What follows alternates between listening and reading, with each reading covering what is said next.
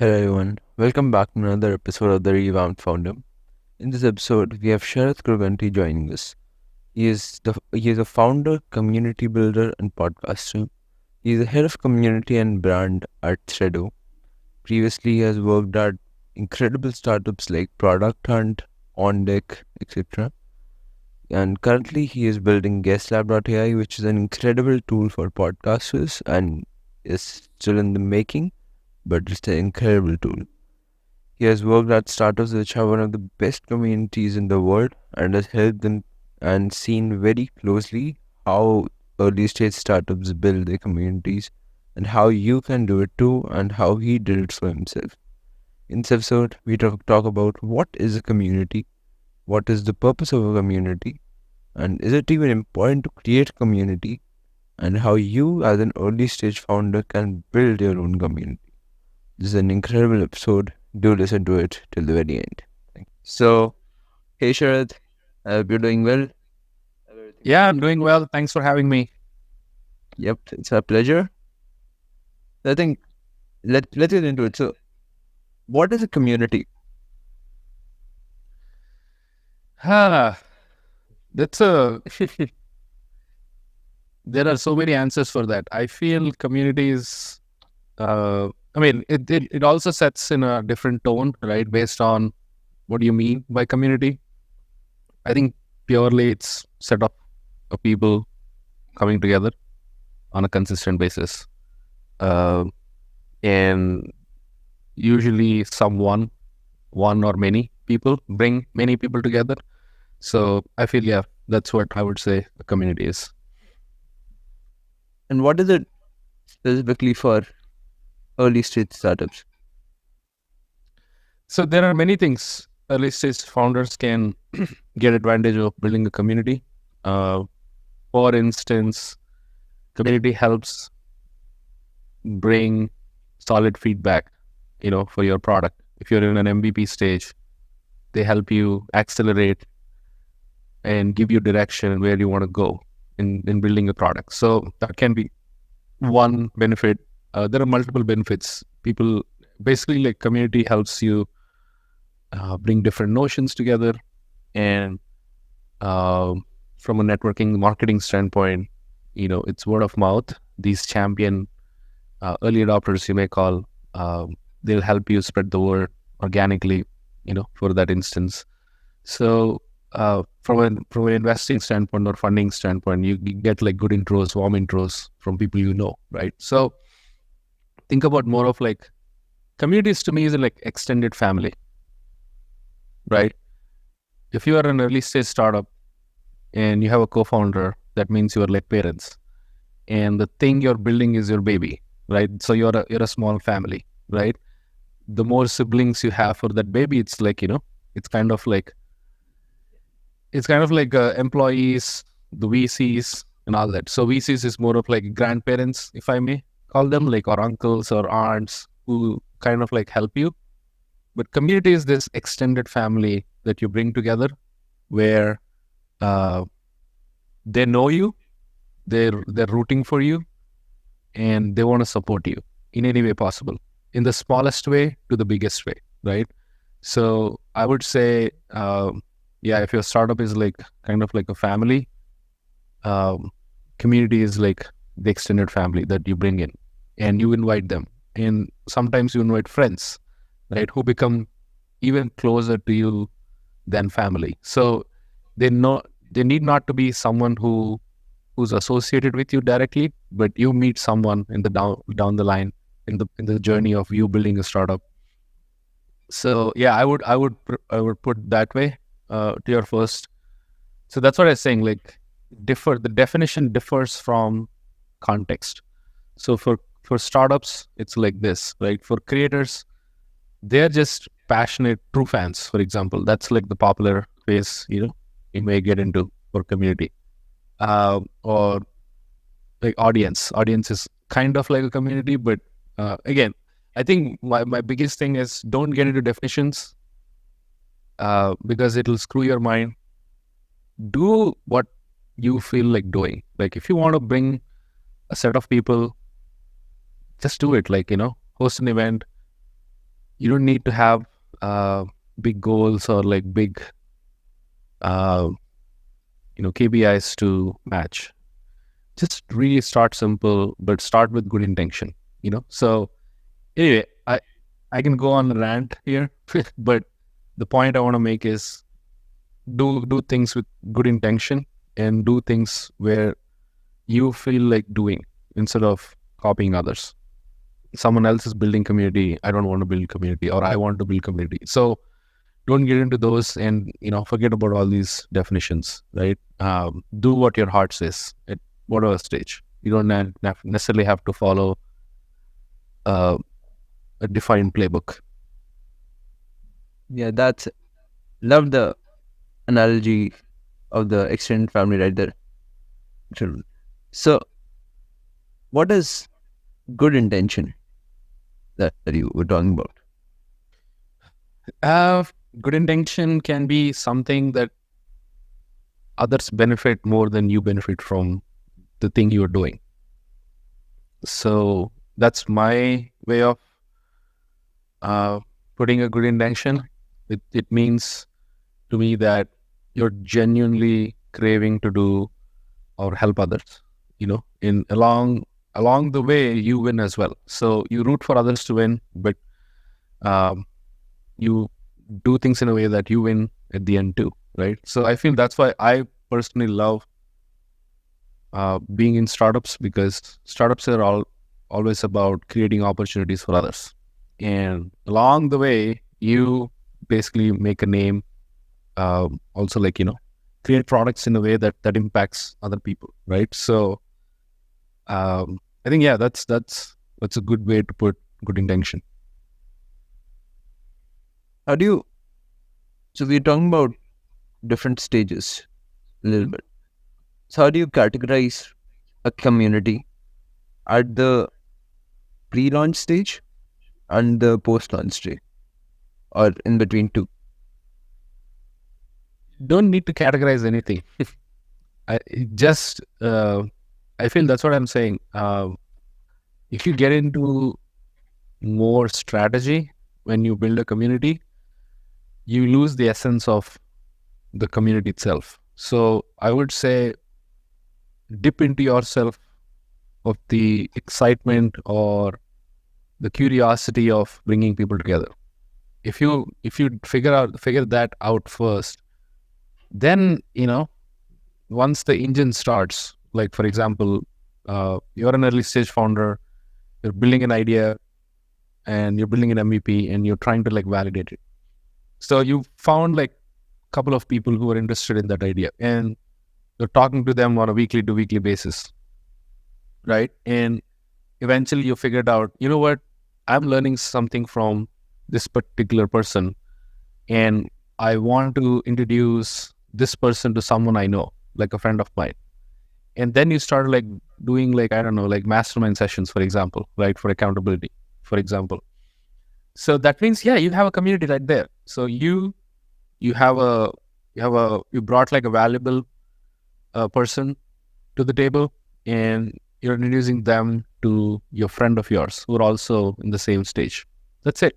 So I feel don't categorize too much, and start really like authentically like that. You right. And if you are like at late stage, you launched it, you have validation, everything, and now you want to accelerate, you want to scale, then that's a different thing, where you then have more leverage to bring people in, and people also try to join the community because there is already stuff being done. At that point, it's like it's a different way to build a community. So there are ways to build a community, but there is no, I think, at least in my opinion, there is no category. Community is community, like group of people or group of people, So you don't necessarily have to put a label on it. But I feel if you want to go a little deeper, I think for early stage people, finding true early believers are really important. For later stages, finding true ambassadors are really important, like who are doing the work for them, for the founders, right? But in an indirect way. Early stage, we need believers. We need like those who say, hey, you're doing this right or you're doing this wrong. Hey, you know what? I feel you should talk to this person. Probably that might help you go to 0 to 1. Or they might say, hey, this is completely wrong direction you're chasing. So people who are early adopters, I feel the set of people may change, but there is no category for community in my opinion. Yeah, that's such an incredible way to put it. How do you find these early believers? I mean, it's a mixed set of people, right? Like I don't know, I can't really put a number like this is 50% and all that, but some folks they genuinely want to help others. They want to pay it forward because they know the pain or they've encountered the pain before of going from early stage founder to you know successful founder, right? For example, like that they've seen that before. So some they're like, okay, let me actually encourage this person, you know, and this founder is doing something really cool. Let me put a word of faith in them. Some are like truly invested in the problem. Like, hey, I have a problem like this. This founder is solving it. Let me actually help him so that together we solve this and I'll get benefit out of it, right? So there are a set of folks who are like deep into the problem. There are a set of folks who are just like, yeah, you know what? This is such a cool idea. And the other founder is genuinely like kind of trying to solve it. Let's actually help them. So you basically can find early believers by putting yourself out. You can't find a group of people who you want them to believe in you by just sitting in your in an apartment or like in your house or like wherever you are, like in four walls. You have to put yourself out, and that's why I think people should do things in public so that you get the exposure. You basically increase your luck surface area, and once you start increasing it, once you start like betting on those attempts, I don't know, like at some point something will hit. Probably not in the beginning, but eventually, uh, someone will say, yeah, you know what, this is so cool, let me support you. That's it. But so, which company do you think has created a really big or really valuable community? Yeah, I mean, Notion's great. They've built a community accidentally, I would say. I've spoken Yeah, to Ben Lang, the head of community there, and good friends with him. They saw an opportunity that's coming towards them instead of creating an opportunity, for community, and they kind of like jumped on it. Let's do this, right? That's one way of building a community. It's basically being in an observing mode and kind of like looking, hey, where are the opportunities where I can actually maximize it? And take Product Hunt, for example. Product Hunt is one of the biggest and most amazing communities I'm part of, right? And take Ryan Hoover or Eric Torenberg, who actually built from ground up. This was like 8 years ago, 9 years ago story. And they did it intentionally. They wanted to find people like themselves who are into products. Ryan Hoover, they wanted like product lovers. They can be founders, they can be VCs, they can be operators, they can be just anybody who really loves new products, right? So they did it with intention. What if they asked, probably like, they must have asked this question, hey, what if it must be cool if we gather all these people together, right? And they check out these products as like we. So that's another way of like, building communities. Like purely, communities can be born out of curiosity and out of opportunity. So I think, yeah, there are these different ways. Notion's great, Product Hunt's great, Reddit has an amazing community. Even though I'm not like super, I'm not even a beginner at Reddit, but I hear like amazing stories. HubSpot probably started one of the biggest B2B communities, like, with marketers and all the stuff. So yeah, there are like so many. Salesforce, for example, they did an amazing job with their Trailblazers program. It's kind of like an ambassador program, empowering uh, people to do shit. So I mean, there are like tons of examples, and we can go on and on. We talk a little bit about intentional and unintentional community building. So, do you think every company really needs a community? Yes. Yeah. Not I used to be the notion, I'll be honest, that everybody should build a community irrespective of. The thing is, every individual should build an audience and every company should build a community. That used to be my notion, or like kind of like an ideology, but I slowly started to realize that not everybody needs one. I know founders who've raised millions of dollars and successfully they build so many startups without doing anything in community. And they have solid product, and they know certain people, and they expanded and they did growth in a way that felt natural to them. So community should be built if it feels natural to you, like purely should come from you. And the unintentional way of building community is doing it for goals. Like, I want to increase my revenue, let me bring these people together. I want to like increase my signups, or I want to raise Series A. Let's actually show that we have a community, which will add another bullet point to the pitch. I feel it in the beginning, it probably will swing, and it'll probably like feels like you're doing something right. But eventually, if you don't love it, because you won't get the results, which eventually will make you feel like, oh no, what? Probably not. So that's why we see a lot of layoffs happen in the community, department, if you want to call it. Like, the first people to get fired from any startup, is community folks. So because it's not a priority for them. And founders who are community centric, they protect community teams because they know the value. So not everybody wants or need to build a community or even audience. Why not an audience? An audience is helpful. No, I feel like if it's a matter of question, or not about why. It's not about why not. It's about are you purely enjoying this or not?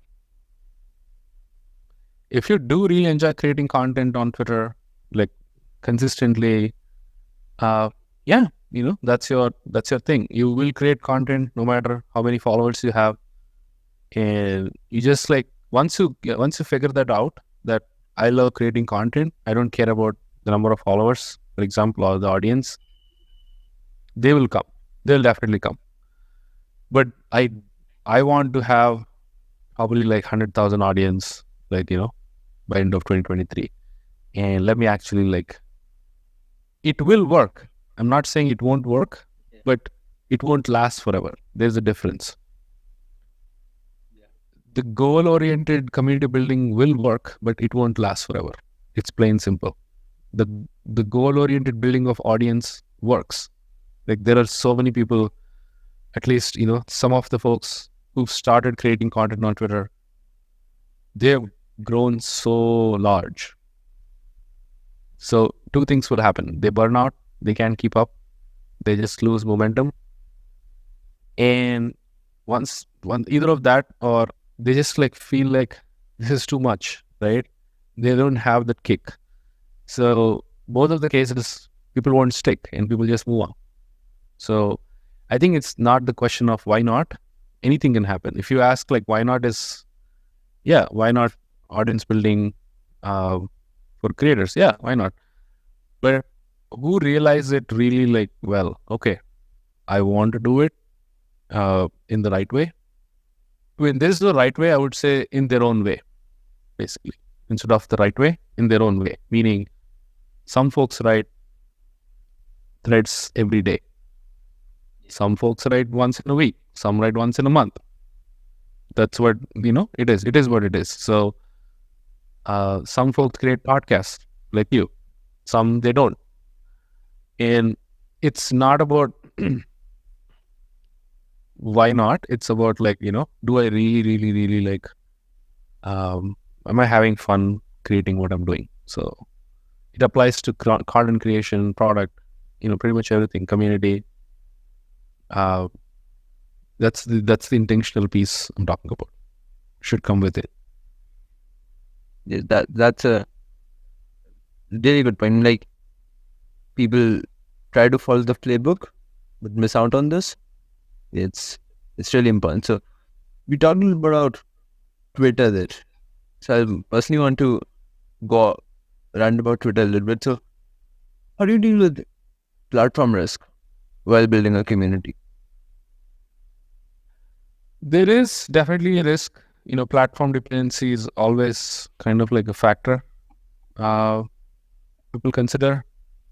Well, I feel that's why people are very much into, building a newsletter list instead of building a follower list, right? Because you own your audience if you build like a Substack or anything. Even I think, I feel there is always that risk. You basically have to take a chance. And but I feel, even I didn't realize that I don't have a big email list.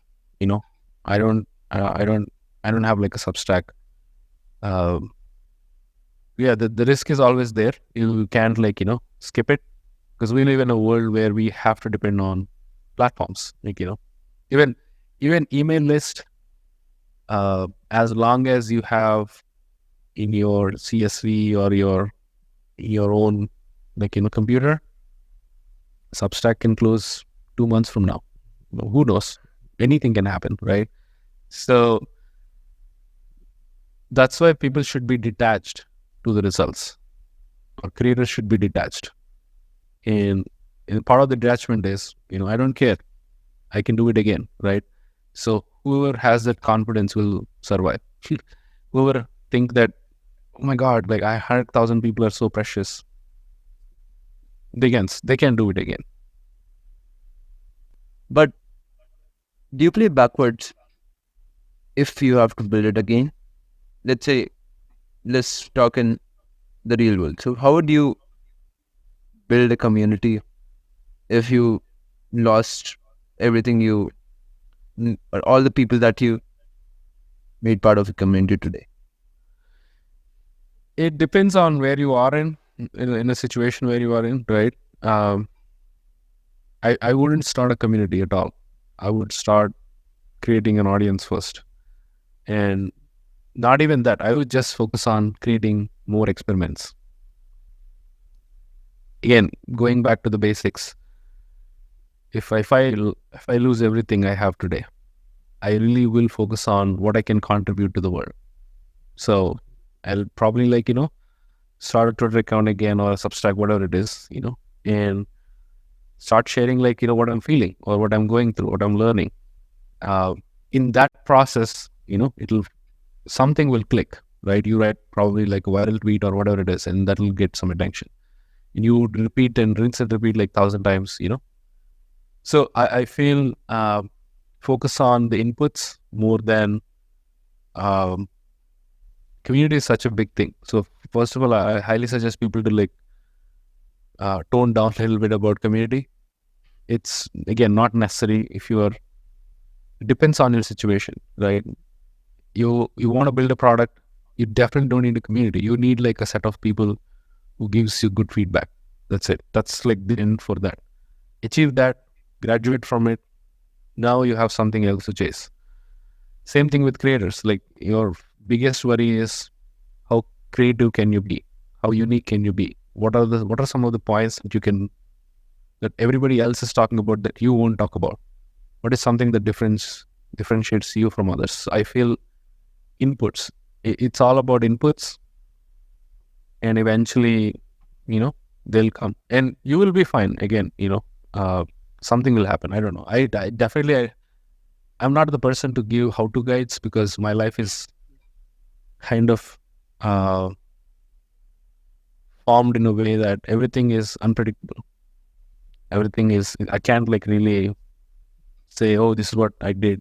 I knew that this will happen. No, everything is an accident because I'm kind of like, hopping on into my curiosity. So it's all about, inputs, uh, starting over, doing new things. Doesn't matter what stages, focus on the inputs. Uh, Outputs are definitely important. I'm not saying that be be a monk. I'm not saying that, detach everything. It is important, right? But it shouldn't be the first thing you think about when you wake up every day. The first thing you need to think about, how am I trying? What is my effort level? Am I getting like, excited for this? Start from there. Probably if you have like a 10-point list, probably number 5 or number 6 can be like, okay, let's get our revenue up, or let's do something to get revenue up. So I would make a list like that, and definitely I won't put goals or any other tangible things in the first 3, for example. How do you manage hoping for things or exactly not knowing where it will lead you, along with keeping the goals in sight? That's something I think a lot of people miss out on when you tell them to not focus on the outputs and just keep reducing things. But yeah, I think it might sound slightly philosophical, but so you can't tell yourself that I don't want to focus on outputs. That's not the mind shift you need to focus on, or you need to like train yourself. I will shift it this way. What can I do today? Like, what kind of inputs can I provide? Or what can I, like, how much effort can I put? So I think flipping the switch is really important. And it won't happen. Like, so I'm not saying that you should wire your mind in a way that you never think about outputs. We are not like Superman or superhumans, right? Everybody has desires. Let's acknowledge that. Everybody has cravings. Everybody suffers. So I think that's inevitable. That let's not take it out of the picture. But accepting is more important. That you can train on your mind. For example, accepting is, hey, I really, really, really can't get the results I want in whatever time frame I put. Try that. Try going through that suffering. My suggestion is, don't even leave it for doubt. Really chase the goal, put like an output oriented action. My guess is 99% people will fail because it won't work like that, or it works in the beginning, but it won't work in the later stages. And you will go through that. You will suffer. You will go through that lows. You will feel bad. You'll feel shitty. You'll feel like piece of shit. You feel like you want to give up. You have to go through that to acknowledge that, oh, you know what? And that's where you become self-aware and you realize, yeah, So I think that self-awareness is really important. What is something you really want, right? So the way I balance is sometimes I stumble, not sometimes, many times I just stumble. And I think the times I just like do it the right way or do it in a way that I feel comfortable are the ways that work. Every other way is like a mess, I messed it up. I made a mistake. So I think your question is more of like, how can you balance not making mistakes? That's never going to happen. So you can't balance. You cannot. I think you cannot. You have to live with it. That's the balance. You have to live with that output oriented, whatever it is that comes to your mind. So the way you need to train is, okay, now I'm getting this thought, let me actually resolve it by saying, I think it's for my best because I went through this, or I read a reference, or someone more smarter than me told that don't focus on outputs, or someone successful. So either you have to listen to the people you look up to, you have to personally go through a lot of shit to be in a stage that, yeah, you know what, I've realized this. Let me actually not do it again. Yep, that's an incredible approach. I'll just pivot here and then we'll wrap it up. How do you, let's say you've created an incredible community of a couple 100,000 people. How do you manage the community? Because you create things. Creating is the good part. Building is fun. Managing is terrible. So I feel if you're in a point where your community is scaling like crazy and you can't manage by yourself, the best thing to do is to hire people from the community itself. I wouldn't go out and find someone who's like 10x expert in community building and bring someone from outside to manage the thing I'm building. Instead of that, I would advise people to okay, my thing is growing super fast. This thing is growing in big numbers. Who are the champions that can replicate me when I'm out? Right. So if you find those champion community builders inside your community itself, that saves a lot of time, a lot of effort. You don't have to train them. You don't have to pitch them. All you need to find is give them a good opportunity to excel. Give them an opportunity to step up, right? So, and I feel together, you build things, and it can get tough because there are so many people. So the other thing I would do is I wouldn't scale the community at all. It's not about big numbers or bringing huge number of people, because in reality, you can't really give focus to each and every individual, right? There should be some, I don't know what number or it is to extent where it is good enough that everybody is having a piece of pie. But if you overscale it, then people start losing. And at that point, you don't have to worry about it. If it's going by itself, yeah, let it grow. So that's what Product Hunt is. Right now, they don't really care about, let's stop. There is no way to stop them. That point, you forget about engagement and you start worrying about really what can I do for these people? How can I launch initiatives that will help them, right? So that point, it's not about engagement. It's about more about doing interactive stuff, but not from an engagement standpoint, right? That will be one way. How can I provide value? I think unintentional communities create cults, which increase or spreads by itself by the people of the community. Mm-hmm. Yeah, that's maybe. So I think we are way past the schedule, and so we'll take a hard stop here, and I'll just end it by asking one question. Sure. What advice would you like to give to early stage startup founders who want to create community like it's a product or Notion or things like that? One thing which you see repetitively in different startups that people do. I would advise people to start a community of product instead of practice,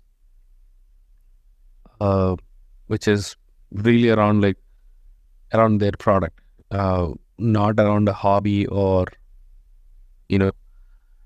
there are different ways. Again, it really depends on how things work. But what I feel, if you build a strong product and you build a community around it, high chances are you can grow, naturally and organically. Like Notion's a great example. They don't even have like community when they built a product, right? Uh, they have early adopters or early believers. That's a different thing. So they've accidentally stumbled upon this opportunity. Like, hey, people who are using Notion are meeting once in a while in some city. Let's actually build an ambassador program. That's literally how it started. They saw an opportunity, and now people are selling Notion templates. That's another opportunity. So they started this creator program. So uh, you basically build like a solid product and bring people who are into it, so that you don't have to sell the benefit. The benefit is already there, which is the product, and you will have to focus on building it in a much better way. So community of practice can be possible too. I'm not saying it's not not the right way, but I would advise, if even that's what I want to do it as well for my side project, bring group of people uh, who see the benefit, but not anything else. Now, also, I feel, first of all, ask the question for yourself: do you really need a community or not? Yeah. If you don't have time, if you don't have the energy, don't do it. Don't do it for the namesake. So that's like step zero. If that question, like, passes, okay, I want to build a community, then you figure out the other things. Awesome. Do investors look for Yeah, absolutely. communities and products? For sure, absolutely. So investors, VCs, they feel much more comfortable if there is a solid product and there is a community that's supporting the product. There is the higher chance, not a higher chance, I would say it's different. Like, everybody thinks differently. There are like bigger things to prove. You have a big market and all that, but it really adds up to the weight. So we definitely, investors find it, there are many investors who are community centric. They encourage founders to build community. They help. Ryan Hoover is one of them. Like, he always encourages his founders at Weekend Fund to, find a way to intentionally build a community. Not, again, just because you want to or you have to, or there is money, then you can hire like a community. That's not the way. But yeah, if you really like are passionate, so that's definitely, investors definitely have it. This was a short but I think an interesting episode, and I loved your perspectives. Actually, I love the examples. I hope you enjoyed it. Yeah, anything you'd like to say? No, all good. I think, yeah, appreciate everybody for listening, tuning in, and thanks for inviting me, Advik. Happy to be here. And yeah, if you guys need any help, I'm just one DM away. My DMs are open on Twitter, and yeah, just do good stuff and it'll figure it out. So I recently uh,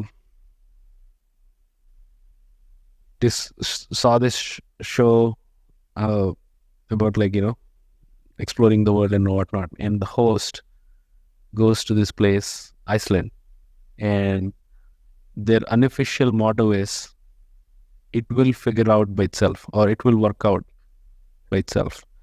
So I'm like very much inspired by that, not to worry too much about, like, what's going on.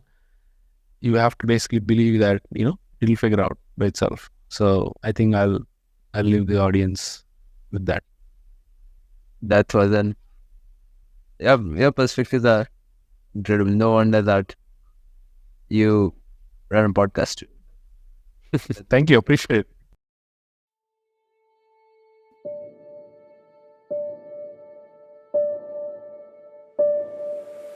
it.